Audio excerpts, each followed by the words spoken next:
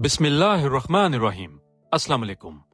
अब तक की सबसे बड़ी खबर ब्रेकिंग न्यूज़ है हॉट न्यूज़ की तरफ से कि मुश्ताक अहमद साहब खैरियत से उर्दन पहुंच चुके हैं और इनका यह सफ़र कैसा गुजरा, क्या मुश्किलात इन्होंने उठाई, हम आज इस वीडियो में आपको बताएंगे। अभी हम आपको दिखा रहे हैं उनका वीडियो बयान, आप सुनिए, देखिए कि क्या कुछ उन्होंने कहा और क्या कुछ उनके साथ मुजालिम हुए वहां पर। उसके बाद आपसे बात करेंगे। बिस्मिल्लाहिर्रहमानिर्रहीम। अस्सलाम वालेकुम व रहमतुल्लाह। मैं अपने 150 साथियों के साथ उर्दन पहुंच चुका हूं और अल्हम्दुलिल्लाह 5-6 दिन इसराइल के बदनामी जमाना नेगेव डिजर्ट जेल के अंदर रहने के बाद हमें रिहाई मिल चुकी है।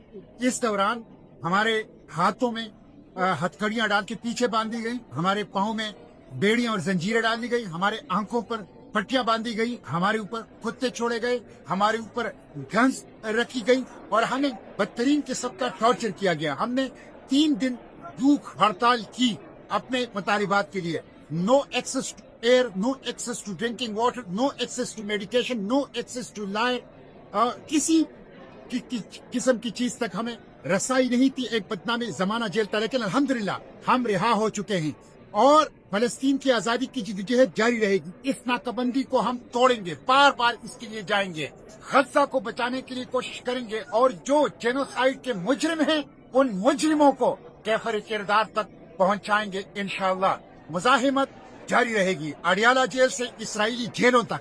फलस्तीन की आजादी की जिद्दोजहद जारी रहेगी और मुजाहिमत की जिद्दोजहद इंशाअल्लाह जारी रहेगी। जल्द आऊंगा पाकिस्तान और पूरी तफसील जो इस प्लोटेला की है और इसराइली जेलों की है आपको बताऊंगा। लेकिन अपनी इस जद्दोजहद को अक्सा की आजादी, फलस्तीन की आजादी, गज़ा की आजादी तक जिद जारी रखेंगे। इसराइल के खात्मे तक हमारी ये जद्दोजहद इंशाअल्लाह जारी रहेगी। पाकिस्तान जिंदाबाद, फलस्तीन जिंदाबाद, पाक फलस्तीन दोस्ती पाइंदाबाद।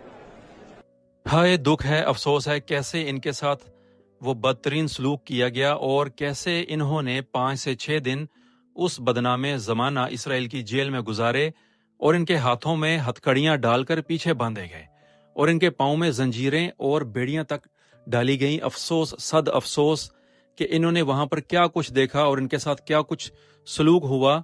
और अब ये बता रहे हैं कि ये इनके साथ हुआ है, गज़ा और फ़लस्तीन के लोगों के साथ क्या कुछ होता होगा। यह था हमारा आज का वीडियो आपके लिए। ये ब्रेकिंग न्यूज़ है। अल्लाह ताला खैर करे और इसी तरह और भी लोग वहाँ से बाजियाब हो जाएं। हमें खुशी हुई है कि ये खैरियत से वहाँ से निकल गए हैं, लेकिन जो सलूक इनके साथ किया गया उसकी मिसाल नहीं मिलती।